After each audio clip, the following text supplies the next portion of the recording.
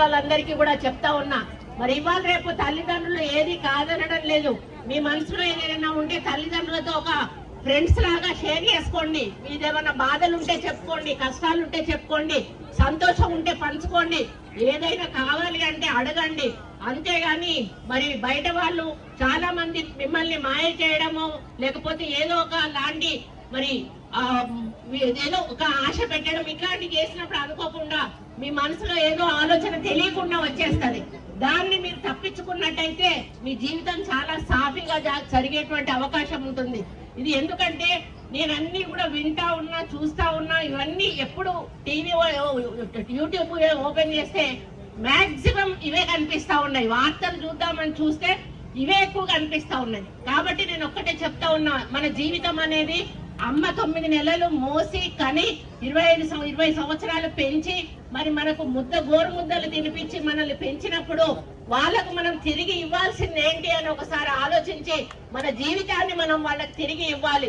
వాళ్ళకు కష్టాల నుంచి వాళ్ళని బయటకు తీసుకొచ్చి మన కోసం చేసిన కష్టాలు పోయేలాగా వాళ్ళకు కూర్చోబెట్టి అన్నం పెట్టేటువంటి అవకాశాన్ని మనం వాళ్ళకి ఇవ్వాలి. అప్పుడే వాళ్ళ రుణం మనం తీర్చుకున్న వాళ్ళం అవుతాం.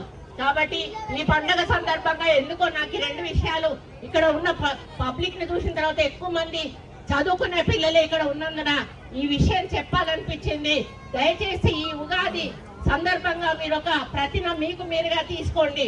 నేను ఈ రోజు నుంచి బాగా చదువుకుంటాను, అమ్మ వాళ్ళకు మంచి పేరు తెచ్చే విధంగా ఉంటాను, మరి ఈ సెల్ ఫోన్లలో మరి పడేటువంటి మాయలోంచి బయటికి వస్తాను, మరి నేను సెల్ఫ్ కాన్ఫిడెన్స్ తోటి ముందుకెళ్తాను, మంచి అయినా చెడైనా నా అక్క చెల్లెళ్ళతోటి తల్లిదండ్రులతోటి పంచుకుంటాను అని చెప్పి మీరు ఒక ప్రతిజ్ఞ తీసుకోండి.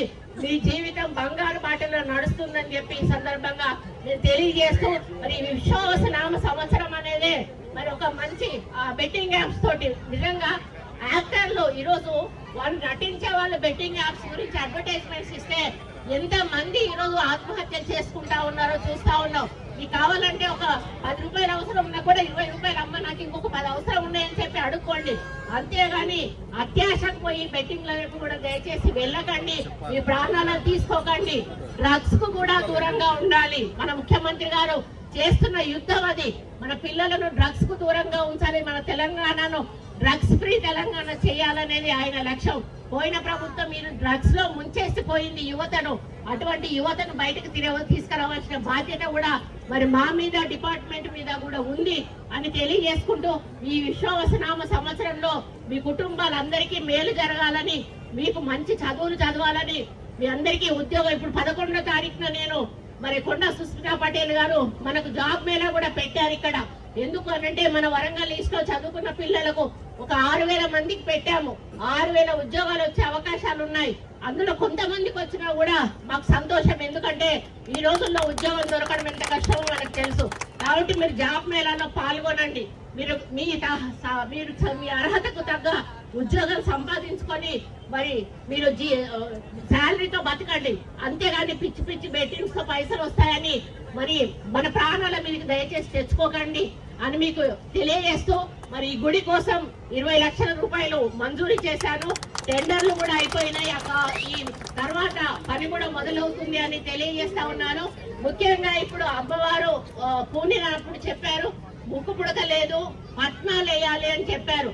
మరి అమ్మవారి ఆదేశాల మేరకు మరి ఇక్కడ కుల పెద్దలందరూ కూడా కూర్చొని వచ్చేసారి మరి మంచి ముక్కు పుడక ఒకటి అమ్మవారికి చేయించి అదే విధంగా పట్నాలు కూడా వేసే కార్యక్రమం పెట్టండి. అమ్మవారిని ఏది కోరితే అది చేస్తేనే అమ్మవారు